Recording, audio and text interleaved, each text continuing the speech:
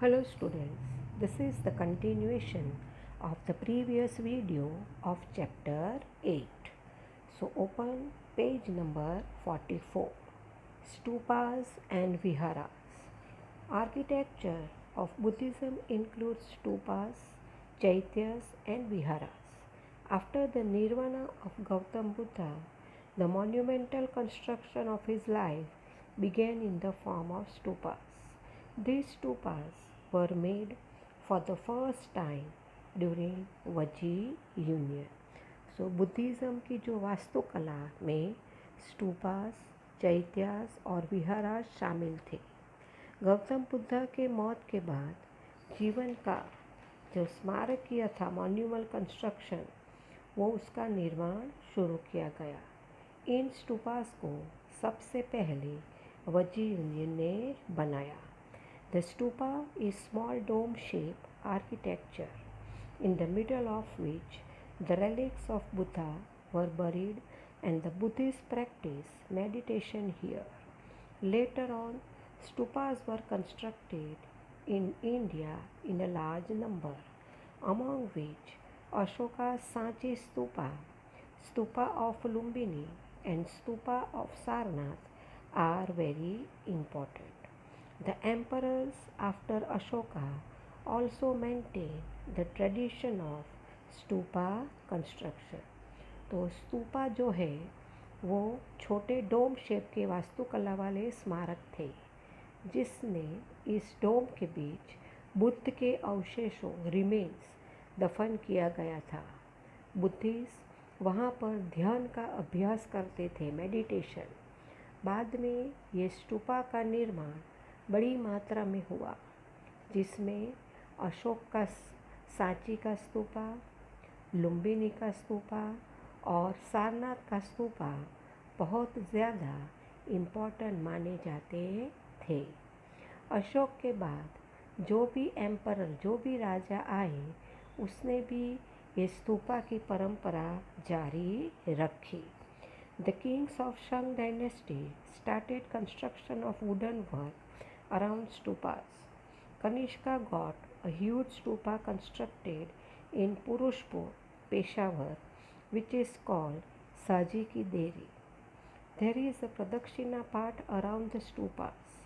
Chaitya also are a major center of Buddhist art. Like caves, Chaitya were caved in mountains. So संग dynasty के जो राजा थे, तो स्तूपा के आजू बाजू लकड़ी का कंस्ट्रक्शन शुरू करवाया।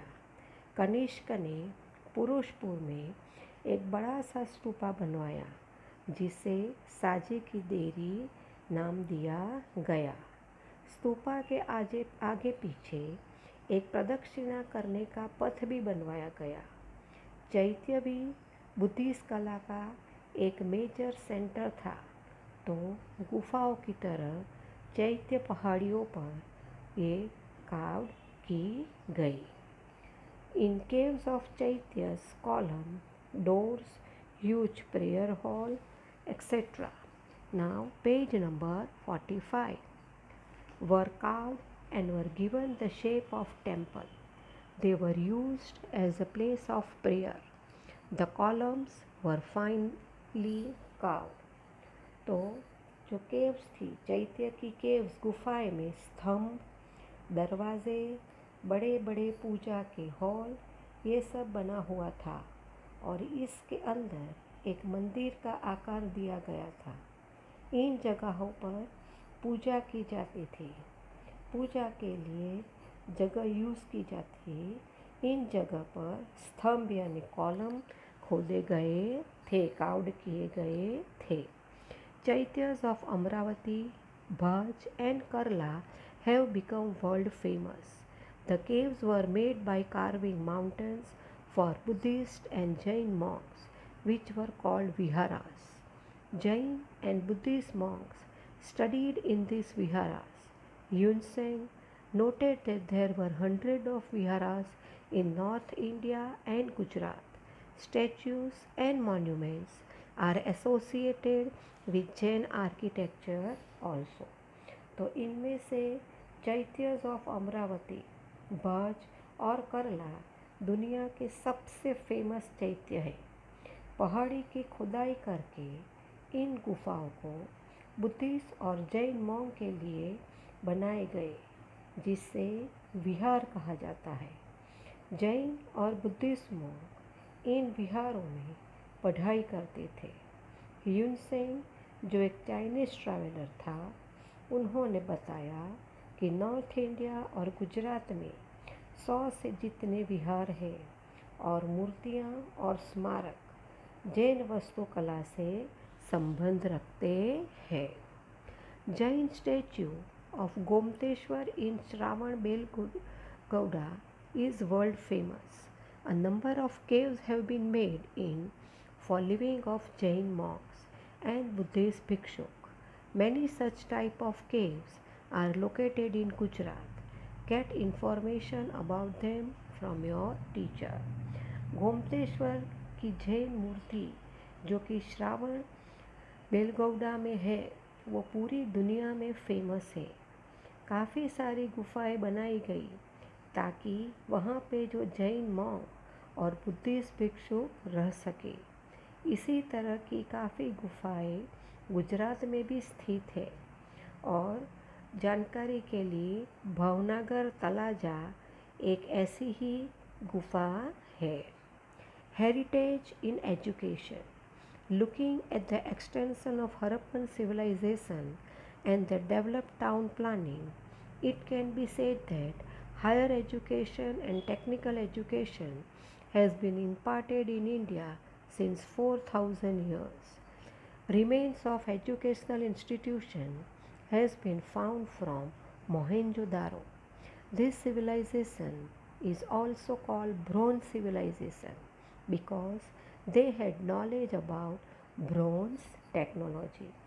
सो अगर हम हड़प्पा सिविलाइजेशन और उसके डेवलप टाउन प्लान के बारे में देखें तो ऐसा कह सकते हैं कि 4000 साल पहले से ही भारत में उच्च शिक्षा और तकनीकी शिक्षा दी जा रही थी। Higher education, technical education. Mohenjodaro से शैक्षणिक संस्थाओं के अवशेष यानी रिमेन्स मिले हैं। इस सभ्यता के ब्रॉन्ज सिविलाइजेशन भी कहते हैं, और क्योंकि इस समय के लोग को ब्रॉन्ज टेक्निक के बारे में ज़्यादा जानकारी थी। It can be said that chemistry might have developed at that time. Fort, houses, bath, road show development of civil engineering.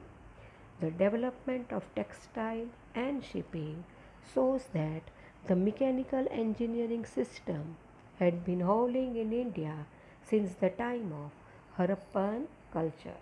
ऐसा भी कहा जाता है कि शायद केमिस्ट्री भी इस समय पर काफ़ी डेवलप रहा होगा। केमिस्ट्री ये सब्जेक्ट है साइंस का। किले, घर, स्नानागार, रोड, वो इस समय सिविल इंजीनियरिंग के विकास है उसको दर्शाता है।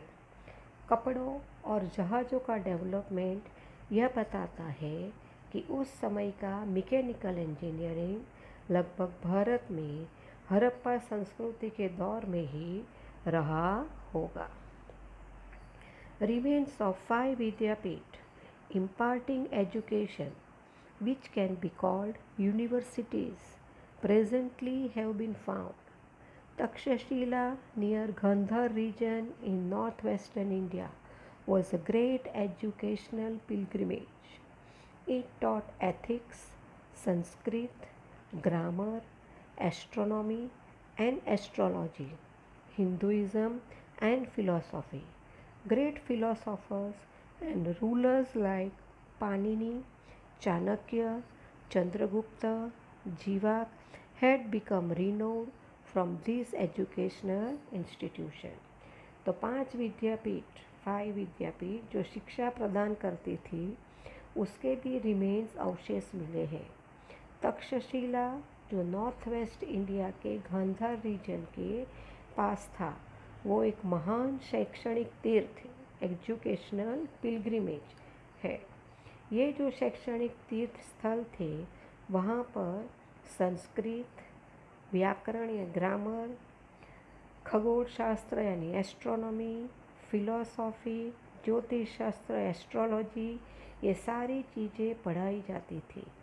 और इसी शैक्षणिक संस्थाओं से पढ़े हुए कार्य प्रसिद्ध महान फिलोसोफर और रूलर थे, जैसे पाणिनि, चाणक्य, चंद्रगुप्त और जीवा। One such educational institution in Bihar was known as Nalanda University. Yun Seng had also visited it. Here also Hindu and Buddha philosophies were taught. Nagarjun of Nalanda Vidyapith was a great chemist. He started using ash of mercury as a medicine for the first time. ऐसी ही एक शैक्षणिक संस्था थी जो बिहार में है, उसे Nalanda university के नाम से जाना जाता है। यूनसेंग भी इस यूनिवर्सिटी में गए थे। यहाँ पर भी हिंदू और बुद्ध फिलॉसफी पढ़ाई जाती थी। नालंदा यूनिवर्सिटी में नगरजुन एक महान केमिस्ट थे। उन्होंने पहली बार मर्क्यूरी यानी जो पारा की राख से दवा बनाई थी। There are evidences that there was a great Vidyapith in Vallabhi of Gujarat in 6th-7th century.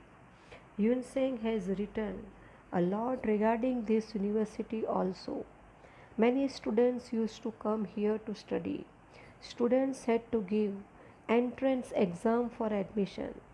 The principals would then take a written examination and later they used to send students for interview.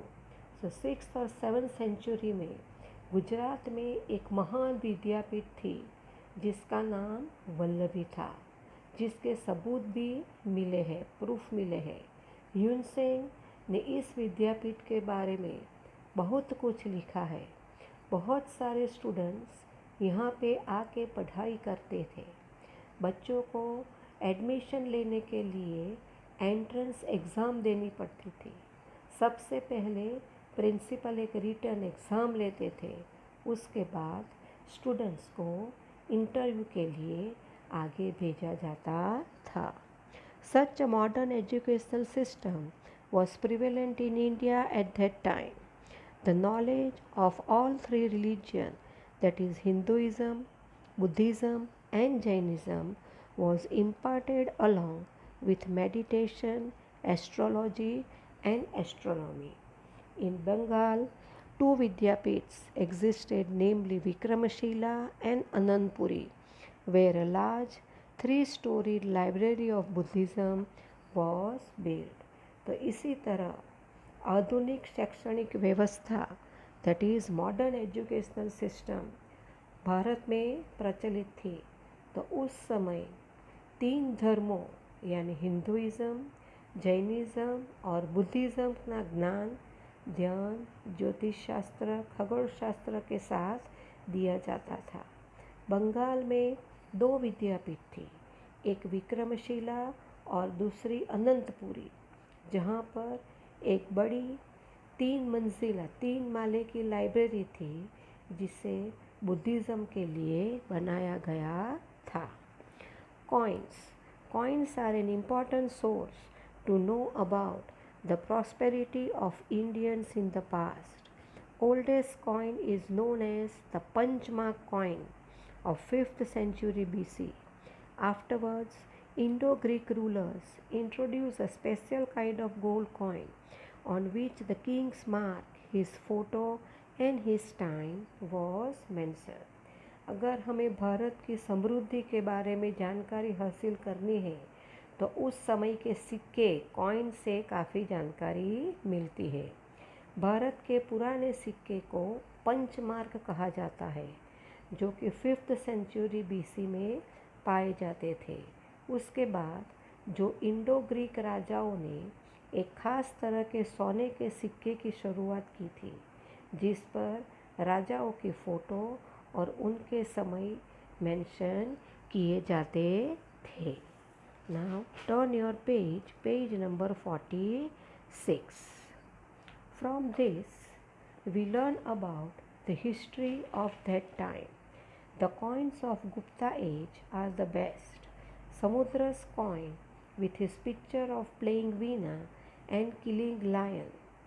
Coin of Chandragupta with picture of king and queen and Garuda. Chandragupta II coins and C. Vikrams and Garud flag coins have been found in large numbers. So इससे हमें ये पता चलता है कि उस समय का इतिहास कैसा था। गुप्ता युग के सिक्के बहुत अच्छे थे। समुद्रगुप्ता के समय के सिक्के पर वीणा बजाते हुए और शेर को मारते हुए की तस्वीर दिखाई देती है। चंद्रगुप्ता के समय के सिक्के पर राजा और रानी और गरुड़ की तस्वीर दिखाई देती है। चंद्रगुप्त सेकंड और सी वर्मा गरुड़ फ्लैग के सिक्के बड़े मात्रा में पाए जाते हैं। These coins are mostly of gold, which gives information about India's immense prosperity of the time. The consistent development of India has been taking place for centuries. Almost all branches of knowledge are flourishing and developing in our country. India's great cultural heritage is unique throughout the world. तो ये सिक्के coins ज़्यादातर सोने के थे जो कि भारत की समृद्धि के बारे में जानकारी देते थे। भारत का कंटिन्यूस विकास काफ़ी सदियों तक चलता रहा। ज़्यादातर ज्ञान की शाखाएं पूरे भारत में विकसित हो रही थी और अच्छी तरह से फल फूल रही थी। भारत का महान सांस्कृतिक विरासत पूरे विश्व में सबसे अलग था। ग्रेट कल्चरल हेरिटेज, महान सांस्कृतिक विरासत, वो पूरे विश्व में सबसे अलग था। So students, here we have completed your chapter number 8.